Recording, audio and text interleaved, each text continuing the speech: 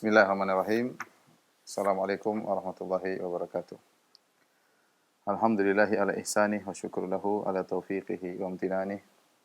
Asyhadu an la ilaha illallah wahdahu la syarika lahu ta'ziman li sya'nih wa asyhadu anna Muhammadan abduhu wa rasuluhu da'ila ridwanih. Allahumma shalli alaihi wa ala alihi wa ashabihi wa ikhwani.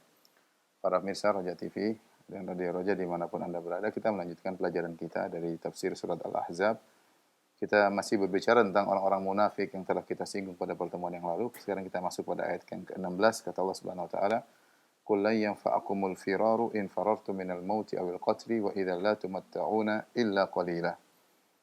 Kemudian yang ke-17, "Qul man dzal ladzi ya'simukum minallahi in arada bikum su'an aw arada bikum rahmah wa la yajiduna lahum waliyyan min dunillahi waliyyan wa la nasira."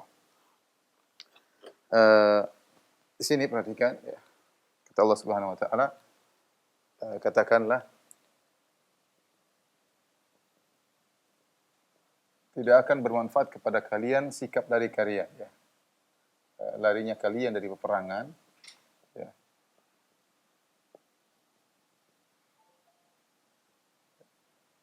Tidak akan bermanfaat bagi kalian.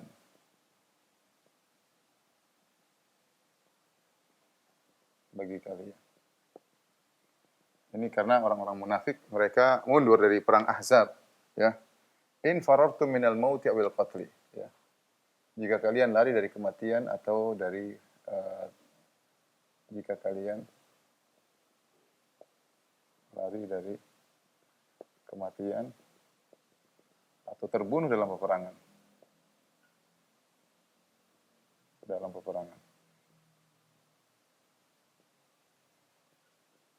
Wa idza la tumatta'una illa qalila. Ya, kalaupun kalian selamat,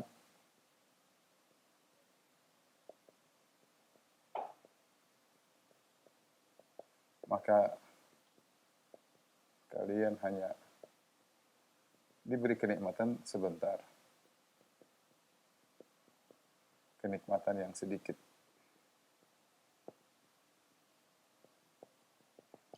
Ini ayat selanjutnya berbicara tentang sifat orang munafik yang Allah suruh katakan, "Qul," katakanlah kepada mereka wahai Muhammad SAW, "Lan yanfa'akumul firara." Bahwa sikap kalian lari dari perangan, melihat pasukan yang begitu banyak, Ahzab, jumlah yang begitu besar, kalian takut, kalian lari, ya.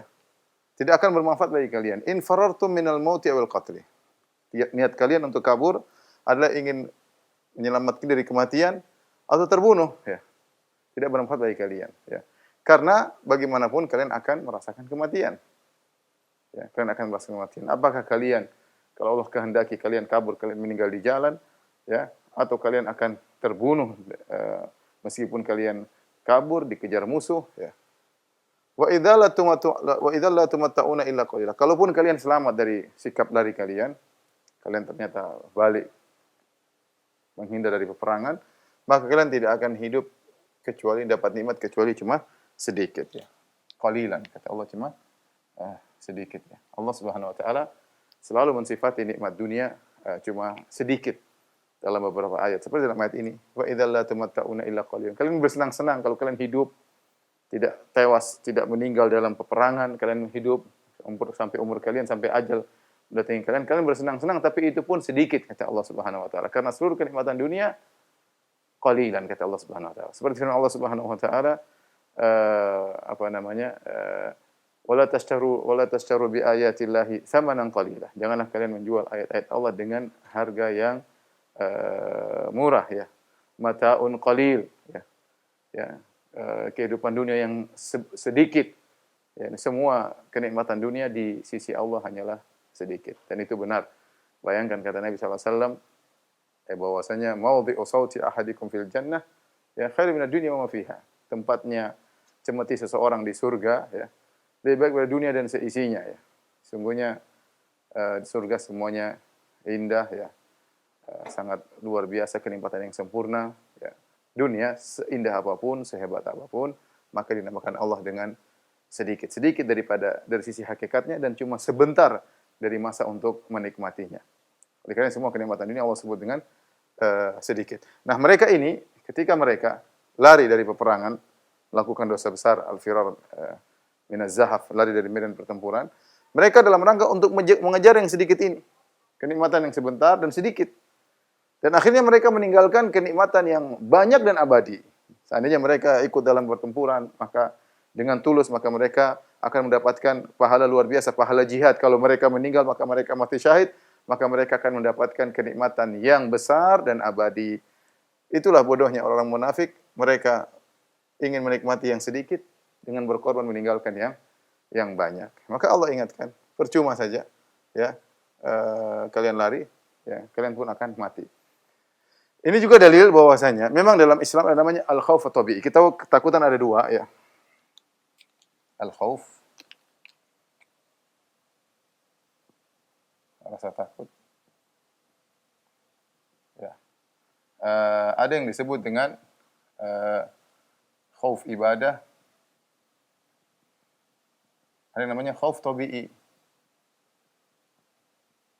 Yang ini apa namanya? Yang wajar seperti takut kepada singa, takut kepada macan, takut kepada ketinggian misalnya. Di antaranya takut kepada musuh yang banyak. Ketakutan itu ada ya. Artinya ketika seorang maju dalam medan pertempuran, rasa takut itu ada, rasa gentar itu ada. Tetapi tidak boleh seorang ketika rasa takutnya berhadapan dengan perkara yang syar'i, maka tidak boleh ditinggalkan perkara syar'i tersebut gara-gara rasa takut ya. Seperti ini. Mereka takut sehingga mereka meninggalkan kewajiban mereka untuk bertempur. Ya. Jadi mereka menempuh sebab yang diharamkan oleh Allah, menghindar kematian dengan lari dari medan pertempuran itu diharamkan oleh Allah Subhanahu wa taala. Seandainya seorang lari dari keburukan dengan metode yang syar'i seperti apa? Seperti Nabi Musa alaihissalam ketika dikejar oleh Fir'aun dalam bala tentaranya di awal-awal ketika dia masih di Mesir, maka dia pun kabur karena tidak diwajibkan dia untuk melawan Fir'aun dan bala tentaranya. Kata Allah Subhanahu wa taala, فَخَرَجَ مِنْهَا خَائِفًا يَتَرَقَّبُ خَرَجَ مِنْهَا خَائِفًا يَتَرَقَّبُ. Maka Musa pun keluar dari Mesir dengan rasa ketakutan yang dikhawatirkan menimpanya. Tapi ketika seorang lari dari sesuatu karena rasa takut dengan melanggar syariat, maka hukumnya haram ya. Contoh seperti seorang wanita takut kalau pakai jilbab akan dikata-katain oleh teman-temannya di kelas, di sekolah, kamu so alim, akhirnya dia buka jilbab, pakai ini ketakutan, takut diolok-olok, jelas itu boleh. Tetapi ketika kita akhirnya melanggar syariat, maka takut tersebut harus dilawan. Takut tersebut harus dilawan. Sama seperti ini, takut akan kematian manusiawi. Ya. Takut dengan musuh yang banyak, para sahabat cuma 3.000, kemudian musuh 10.000, wajar. Tetapi takut tersebut harus dilawan. Karena lari dari ketakutan dalam hal seperti ini adalah dosa besar. Kemudian Allah Subhanahu wa taala lanjutkan, "Qul man dzal ladzi ya'simukum minallah in arada bikum su'an aw arada bikum rahmah." Ya. Ini dalam bentuk pertanyaan, siapakah yang bisa mencegah kalian? Ya, dari Allah. Siapakah yang mencegah kalian dari Allah? Jika Allah ingin keburukan bagi kalian, jika Allah ingin keburukan bagi kalian,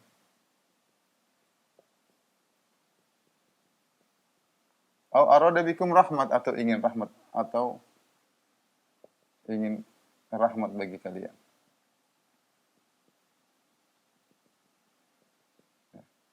Wala yajiduna lahum min dunillahi waliyya wala nasira, dan mereka tidak menemukan selain Allah,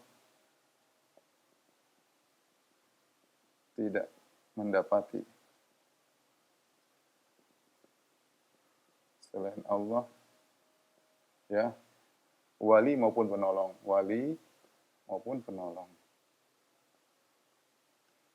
kita kembali pada ayat ini. Allah mengatakan, man dzalladzi ya'simukum minallah, siapa yang mencegah kalian dari Allah. Ini maksudnya tidak ada yang mencegah kalian dari Allah, tetapi ketika kalimat pernyataan tidak ada yang mencegah kalian dari Allah, Allah datangkan dengan istifham, dengan pertanyaan. Kan maksudnya apa ini? Maksudnya tidak ada yang mencegah kalian dari Allah, tetapi Allah datangkan Subhanahu wa taala dengan bentuk konteks pertanyaan. Siapa yang bisa mencegah kalian dari Allah Subhanahu wa taala? Dan kata para ulama, seperti kata Syekh Utsaimin rahimahullah, pernyataan penafian yang didatangkan dalam bentuk pertanyaan itu menunjukkan adalah tantangan. Sebenarnya cukup Allah mengatakan tidak ada yang menyelamatkan, tidak ada yang mencegah kalian dari Allah. Tapi Allah tidak menafikan begitu saja.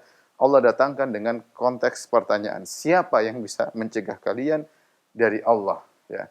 Ini seperti firman Allah Subhanahu wa taala, "Man dzalladzi yashfa'u 'indahu illa bi'idznih." Siapa yang bisa memberi syafaat di sisi Allah kecuali dengan izinnya? Ini penafian, artinya tidak ada yang bisa beri syafaat di sisi Allah kecuali dengan izinnya, tetapi ada semacam tahaddi, semacam tantangan. Siapa yang bisa? Sama seperti ini. Penafian tapi didatangkan dalam konteks pertanyaan seakan-akan Allah menantang. Siapa sih yang bisa menyelamatkan kalian dari Allah? In arada bikum su'an. Kalau Allah menghendaki keburukan bagi kalian, au arada bikum rahmah. Kalau Allah menghendaki kebaikan bagi kalian. Maksudnya apa? Semua perkara diatur oleh Allah Subhanahu wa taala. Ya. Semua perkara diatur oleh Allah Subhanahu wa taala. Ya, Allah adalah Al-Mani, Al-Mu'ti, ya. Al-Basit, Al-Qabid, ya. Allah yang memberikan, yang mencegah, semuanya adalah Allah Subhanahu wa taala. Kalau Allah menghendaki keburukan bagi kalian, kalian tidak bisa menghindar. Kalau Allah menghendaki kebaikan bagi kalian, tidak ada yang bisa mencegah kebaikan untuk kalian.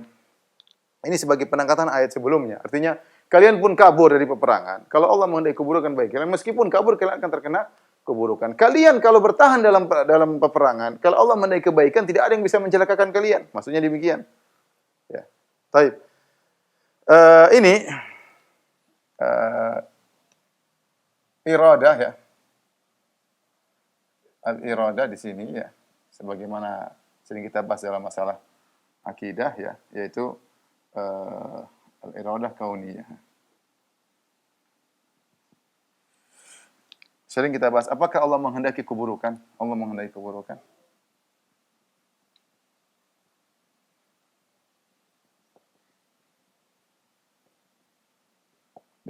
Dalam ayat ini zahirnya Allah mengatakan jika Allah menghendaki keburukan bagi kalian, berarti Allah bisa menghendaki keburukan. Ini membantah keyakinan orang-orang Qadariyah dan Jabariyah yang mengatakan tidak mungkin Allah menghendaki keburukan.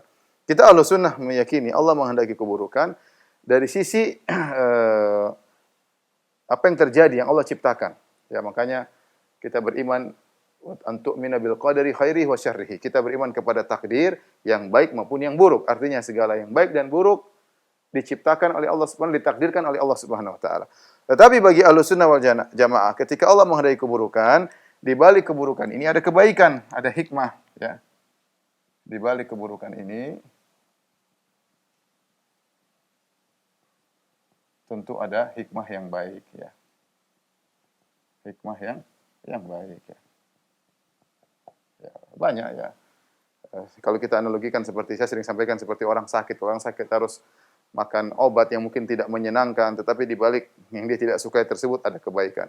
Contoh seorang terkena penyakit dan harus diamputasi untuk keburukan. Ya, tetapi di balik keburukan tersebut ada kebaikan yang Allah kehendaki. Bahkan sering sampaikan Allah menciptakan iblis adalah keburukan. Allah izinkan iblis untuk menggoda manusia.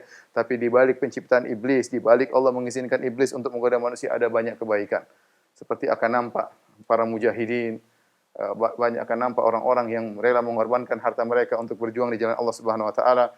Dengan adanya iblis Allah menciptakan surga dan neraka, dengan adanya iblis muncullah Fir'aun, tapi muncul juga Nabi Musa. Dengan adanya iblis muncullah Abu Jahal, tapi ada Nabi Muhammad sallallahu alaihi wasallam. Dengan adanya iblis maka orang terjerumus dalam kemaksiatan, kemudian mereka bertobat kepada Allah, maka tampaklah sifat Maha Pengampun Allah Subhanahu wa taala.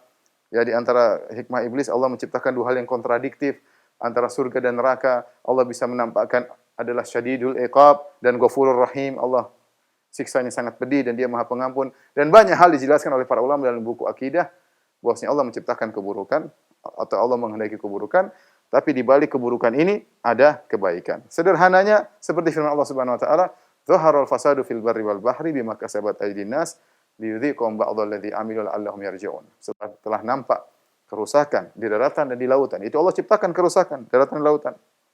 Ya. Akibat apa? Akibat perbuatan manusia. Untuk apa Allah ciptakan keburukan tersebut, kerusakan? Liyudhiqahum ba'dal ladzi amilu, agar mereka merasakan akibat perbuatan mereka. La'allahum yarji'un, hikmahnya agar mereka sadar. Kerusakan yang Allah ciptakan di atas muka bumi dan di daratan lautan Allah tidak sukai. Wallahu la yuhibbul fasad. Allah tidak suka kerusakan. Tapi Allah ciptakan kenapa? Di balik kerusakan tersebut ada hikmah, yaitu agar mereka sadar dan kembali kepada Allah Subhanahu wa taala. Ini adalah bantahan kepada Jabariyah dan Qadariyah yang mengatakan Allah tidak mungkin menghendaki keburukan. Allah sebutkan dalam ayat, in arada bikum su'an. Baik. Kemudian kata Allah Subhanahu wa taala, "Wala yajiduna lahum min dunillahi waliyya wala nasira." Mereka tidak akan menemukan, mendapati selain Allah yang akan menolong mereka, ya, dan sebagai wali mereka maupun menolong mereka. Para ulama menafsirkan yang dimaksud wali yaitu yang mendatangkan kebaikan,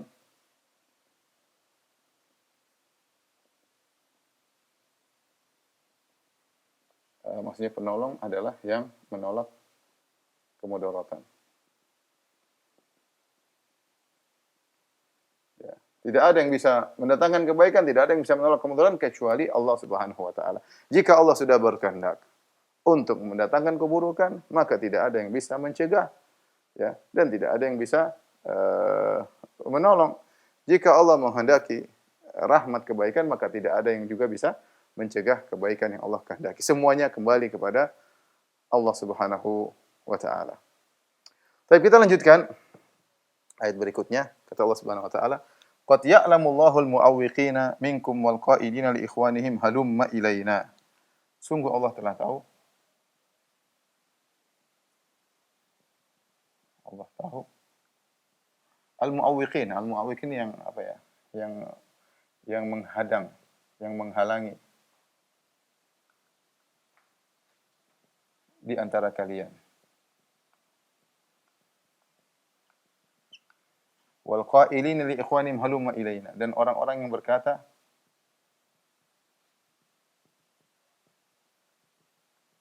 kepada saudara mereka, kepada saudara-saudara mereka atau teman-teman mereka, kemarilah kepada kami. Kemarilah kepada kami. Kemarilah kepada kami. Wala ya'tunal ba'sa illa qalila, dan mereka tidak mendatangi peperangan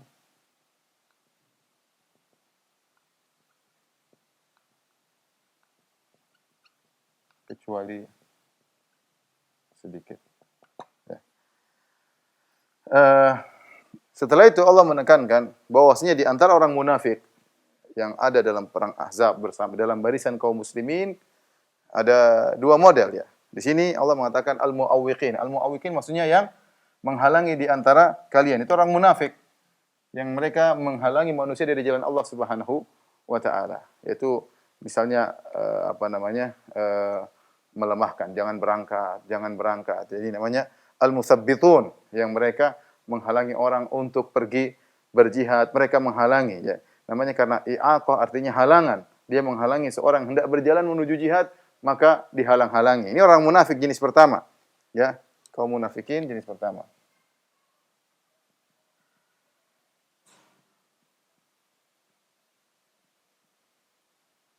Kemudian yang kedua, wal qailina li ikhwanihim. Ada jenis orang munafik jenis kedua. Jenis kedua, yang mereka mengatakan kepada saudara-saudara mereka, halumma ilaina. Sudah ada dalam peperangan, mereka panggil. Ini lebih parah daripada sebelumnya. Kalau sebelumnya mungkin halang-halang, ini sudah dalam medan pertempuran dipanggil. Sudah gabung dengan kita aja, enggak usah perang. Tinggalkan Muhammad. Ya, ini mukhadzil, ya. Jadi orang-orang yang sudah masuk dalam medan pertempuran ditarik supaya mundur. Dua-duanya berbahaya. Yang menghalangi berjalan menuju pertempuran berbahaya. Yang kedua lebih berbahaya lagi, setelah sampai di medan pertempuran dipanggil halumma ilaina, ya. Dan di sini, di sini, ya, adalah ataf di antara dua hal yang berbeda. Karena sebagian ulama berpendapat al-qailin dan al-mu'awwiqin adalah sama, cuma ini ataf penggandengan sifat yang berbeda. Al-qailin mereka lah al-mu'awwiqin. Tetapi sebagian ulama mengatakan tidak. Al-qailin dan al-mu'awwiqin dua kelompok yang berbeda. Dua-duanya adalah jenis orang munafik dan Allah tahu tentang mereka. Di sini Allah menggunakan fi'il mudhari', ya'lam. Fi'il mudhari'. Kita tahu bahwasanya hukum asalnya kalau qad masuk dalam fi'il mudhari', maka dia untuk taklil atau untuk taksir. Kita artinya taksir maksudnya kita mengatakan terkadang atau sering. Seharusnya qad kalau masuk dalam fi'il mudhari' itu artinya sering atau kadang. Sering atau kadang. Seperti kita mengatakan qad yajudul bakhil. Terkadang orang bakhil dermawan, jarang, langka, ya. Seperti qad yanjahul kaslan. Terkadang orang malas berhasil, terkadang, ya. Tapi ketika dalam Al-Qur'an Allah mengatakan qad ya'lamullah, bukan kita artikan terkadang Allah tahu. Tetapi ini seperti masuk dalam fi'il madhi. Kalau qad masuk dalam fi'il madhi, qad alima artinya sungguh Allah mengetahui. Maka makna dari qad ya'lam bukan artinya terkadang Allah tahu atau sering Allah tahu, tapi maknanya sungguh Allah tahu. Hanya saja didatangkan dengan fi'il mudhari kata para ulama karena pengetahuan Allah berkesinambungan, tidak ada hentinya. Tidak pernah ada kejahilan sedikit pun atau ketidaktahuan di sisi Allah sedetik pun tidak ada.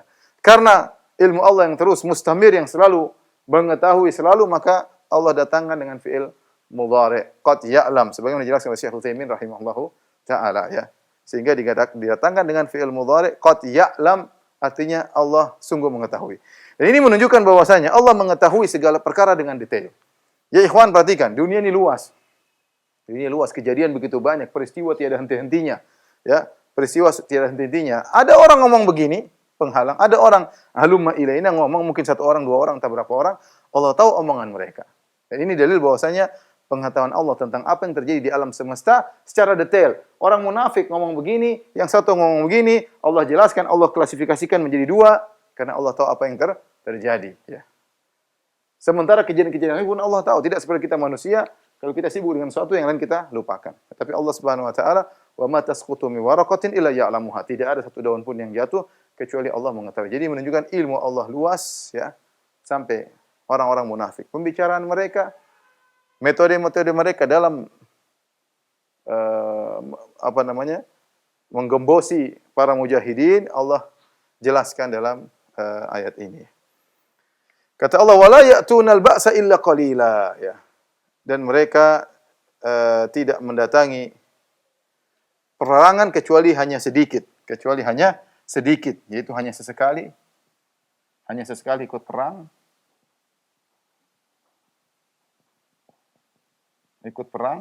Ya. Itu pun karena riya.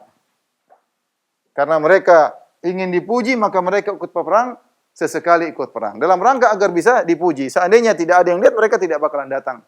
Tapi mereka terkadang hadir dalam perang, terkadang saja, supaya diakui, yang penting kelihatan.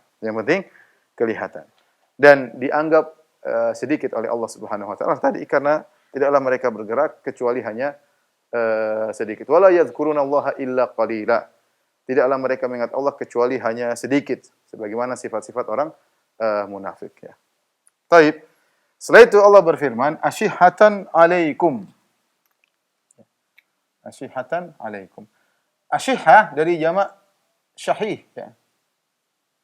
Syahih itu artinya pelit disertai semangat meraih. Dia lebih secara umum dia lebih parah daripada bakhil. Kalau bakhil kata para ulama, bakhil hanyalah pelit dengan apa yang dimiliki. Tapi syahih adalah kebakhilan disertai ingin meraih milik orang lain. Untuk meraih artinya tamak, kalau bahasa kita rakus, bukan sekedar bakhil, bukan sekedar pelit, tapi disertai dengan kerakusan ya. Jadi mereka asyihatan alaikum. Yaitu maksudnya apa? Mereka pelit kepada kalian, kata Allah Subhanahu wa taala. Mereka pelit. Pelit dalam hal apa? Banyak yang mereka pelitkan. Mereka tidak membantu kaum muslimin, malas dalam membantu kaum muslimin ketika menggali Khandaq dalam perang Khandaq, mereka malas. Mereka tidak pelit untuk berinfak ya kepada kaum muslimin untuk berjuang di jalan Allah Subhanahu wa taala. Mereka pelit untuk menyediakan makanan bagi kaum muslimin para mujahidin, mereka pelit. Di antaranya mereka pelit untuk berkorban dengan tubuh mereka dalam peperangan. Mereka pelit dalam segala hal. Ya, ini orang munafik. Karena apa yang mereka dapatkan tujuan mereka dunia, sementara seluruh pengorbanan tersebut adalah untuk akhirat. Ketika tidak ada sesuatu yang mereka imani dalam akhirat, maka mereka menjadi pelit. Nampak? Allah mengatakan asyihatan alaikum. Mereka pelit kepada kalian. Setelah itu Allah sebutkan sifat-sifat mereka. Apa sih sifat-sifat mereka? Di antara sifat paling utama adalah penakut. Al-jubun ya. Mereka jaban, ya. Jubana. Kata Allah, fa idza ja'al khaufu, jika telah datang ketakutan, ya, tiba ketakutan. Ketakutan ini maksudnya apa? Misalnya datangnya musuh, ya. musuh datang seperti Al-Ahzab, 10.000 pasukan yang datang mengepung kota Madinah. Apa yang terjadi pada diri mereka? Ra'aitahum yanzuruna ilaika taduru a'yunuhum. Kau lihat mereka, ya. Kau lihat mereka taduru a'yunuhum, mata mereka terputar-putar, ya. Mata mereka berputar-putar. Kalladzi yughsha 'alaihi minal maut, seperti orang yang pingsan karena mau mati. Seperti orang yang pingsan tersungkur karena mau mati. Di sini Allah sebutkan sifat mereka. Begitu mereka saking takutnya, takut kepada apa? Di sini ada dua pendapat, ya. Dua pendapat para ulama. Takut kepada siapa? Pertama, takut dengan pasukan yang banyak, pasukan musuh yang banyak. Yang banyak. Yang kedua mengatakan takut kepada Nabi jika menang. Takut kepada Nabi sallallahu alaihi wasallam jika Nabi menang dan Allah membongkar mereka. Dan Allah membongkar aib mereka. Mereka takut juga.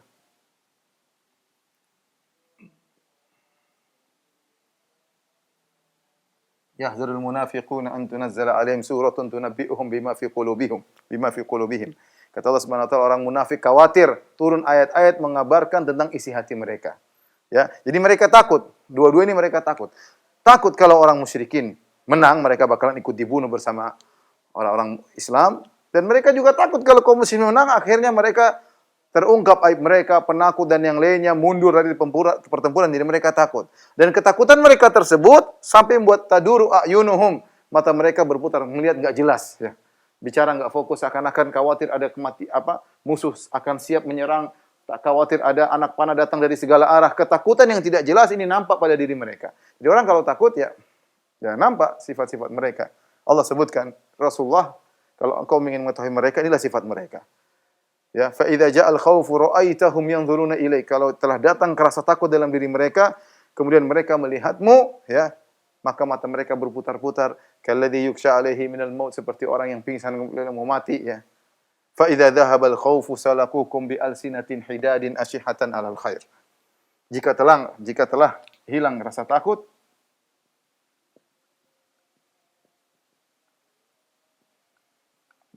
ya.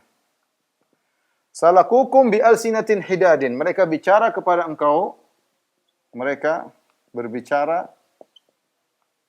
kepada engkau dengan bersilat lidah, ya.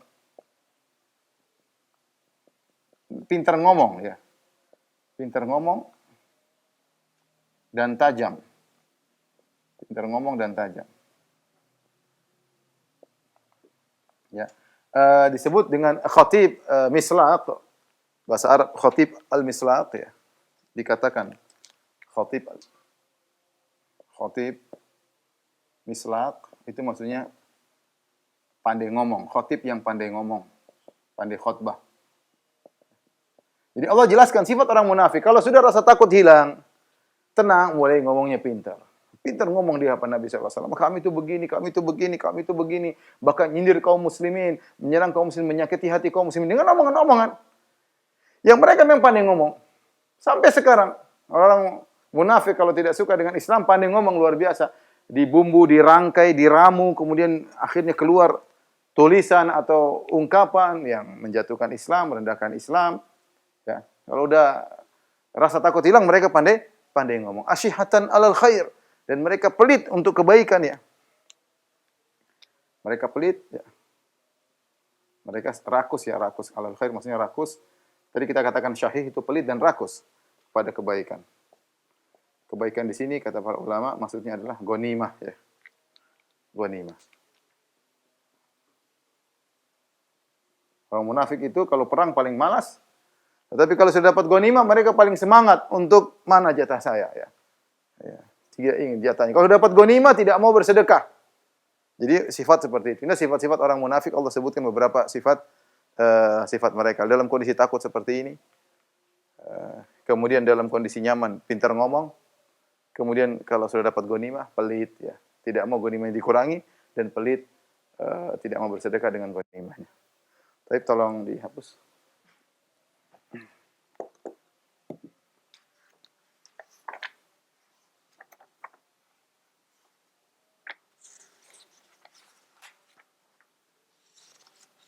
Setelah itu Allah Subhanahu wa taala berfirman setelah menyebutkan sifat-sifat mereka, kata Allah, fa idza dhahabal khaufu salaqukum bi alsinatin hidadin asyiatan 'alal khair. Kalau telah hilang rasa takut dari mereka, maka mereka pun berkata-kata yang pintar, mengejek kalian, menyakiti kalian, ya, mencaci kalian, ya. Pintar ngomong orang munafik, padahal mereka sudah salah, tapi mereka pandai membalikan fakta, ya. Itulah orang munafik. Asyihatan 'alal khair, ya. Mereka bakhil untuk berbuat kebaikan, di antaranya tafsir ulama karena ghanimah. Kalau mereka sudah dapat ghanimah, mereka tidak mau membagi ghanimah, ya. Kata Allah Subhanahu wa taala, ulaika lam yu'minu. Mereka itulah orang-orang yang tidak beriman. Kalau mereka beriman kepada hari akhirat, tentunya mereka tidak penakut. Tentunya mereka tidak pelit, ya. Tentunya mereka akan semangat, ya. Nampak orang kalau beriman, ya, mereka akan semangat, tidak penakut, ya, dalam peperangan. Ya, karena mereka tidak beriman dengan hari kemudian, dengan hari akhirat, akhirnya mereka penakut. Fa ahbatallahu a'malahum, maka Allah akan gugurkan amalan mereka. Ya, jihad yang mereka ikuti sesekali tidak ada pahalanya di sisi Allah Subhanahu wa taala. Sedekah yang mereka keluarkan sesekali tidak ada pahalanya di sisi Allah Subhanahu wa taala.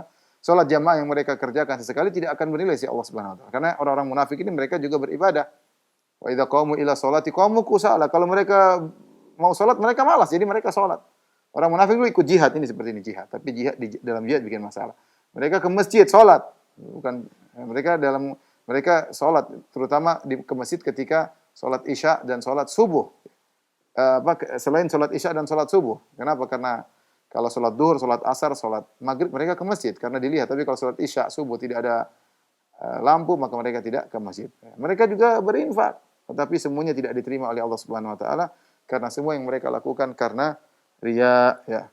Kata Allah Subhanahu wa taala, wa kana dzalika 'ala Allahi yasira, ya. Hal itu semua mudah bagi Allah, ya. Maksudnya adalah Allah mudah, ya, menghapuskan amalan mereka, tidak ada yang perlu Allah takuti, ya. Allah mudah untuk menghapuskan amalan mereka dan itu ringan bagi Allah Subhanahu wa taala. Demikian juga sebagian ahli tafsir mengatakan bagi Allah kemunafikan mereka itu ringan, artinya tidak mempengaruhi Allah sama sekali. Mereka mau munafik seperti tidak jadi masalah bagi Allah. Yang jelas Allah akan siapkan hukuman bagi mereka. Setelah itu ayat terakhir yang akan kita bahas pada kesempatan kali ini, Allah berfirman, yahsabunal ahzaba lam yadhhabu. Mereka orang munafik menyangka bahwasanya al-ahzab belum pergi. Al-ahzab maksudnya pasukan Abu Sufyan dan lain-lain. Jadi setelah Abu Sufyan dan pasukannya pergi, sudah meninggalkan kota Madinah, mereka masih takut. Mereka masih takut. Yang menunjukkan sifat penakut mereka yang luar biasa. Ya, mereka masih khawatir. Padahal sudah pergi. Orang beriman tenang, sudah pergi jelas. Mereka orang munafik, yahsabunal ahzaba lam yadhhabu. Mereka masih menyangka al-ahzab belum pergi. Ibaratnya, kita kalau bicara sederhana, misalnya orang takut sama anjing, ya. Kemudian anjingnya gonggong-gonggong, dia mau lewat, terus sudah pergi, diusir. Sudah lewat situ tetap tidak mau. Kenapa? Aduh, jangan-jangan. Nah ini. Mereka seperti itu. Mereka takut sekali dengan pasukan Abu Sufyan 10.000. Ketika sudah dikatakan sudah pergi, mereka masih ketakutan. Bahkan mereka menyangka belum pergi, jangan-jangan balik. Ya. Kata Allah, wa iyyatil ahzabu yawaddu law annahum baduna fil a'rabi yas'aluna an anba'ikum. Kalau ternyata al-ahzab pasukan datang menyerang untuk kedua kali, mereka berangan-angan tidak sedang tinggal di kota Madinah, tapi mereka berangan-angan untuk sedang tinggal di pedalaman-pedalaman, sehingga mereka tidak diajak untuk berperang. Mereka inginnya kalau datang lagi, mereka sedang tinggal di Badui, bersama Arab Badui, supaya apa? Yas'aluna an ambaikum. Mereka tidak ikut perang, tapi mereka tinggal nanya, apa yang terjadi bagi Muhammad? Apa yang menimpa pasukan kaum muslimin? Jadi mereka cuma tanya-tanya dan berharap keburukan menimpa kaum muslimin. Kata Allah, walau kanu fikum ma qatalu illa qalila. Seandainya mereka hadir bersama kalian dalam peperangan, ma qatalu illa qalila, mereka tidak ikut berperang kecuali hanya sedikit. Sedikit. Apa kata Al-Qurtubi rahimahullahu taala dalam tafsirnya, orang munafik, meskipun mereka berperang dalam peperangan. Kalau mereka munafik, maka semua peperangan mereka dinilai sedikit oleh Allah Subhanahu wa taala. Tetapi kalau orang beriman, meskipun jihad yang dia ikuti cuma sedikit, cuma sebentar, tapi kalau karena Allah Subhanahu wa taala, maka sebaliknya, katsiran, akan bernilai besar di sisi Allah Subhanahu wa taala. Demikian saja apa yang bisa saya sampaikan kepada para pemirsa Roja TV dan Roja dimanapun Anda berada. Insyaallah kita bertemu di kesempatan yang lain. Wabillahi taufik wal hidayah. Assalamualaikum warahmatullahi wabarakatuh.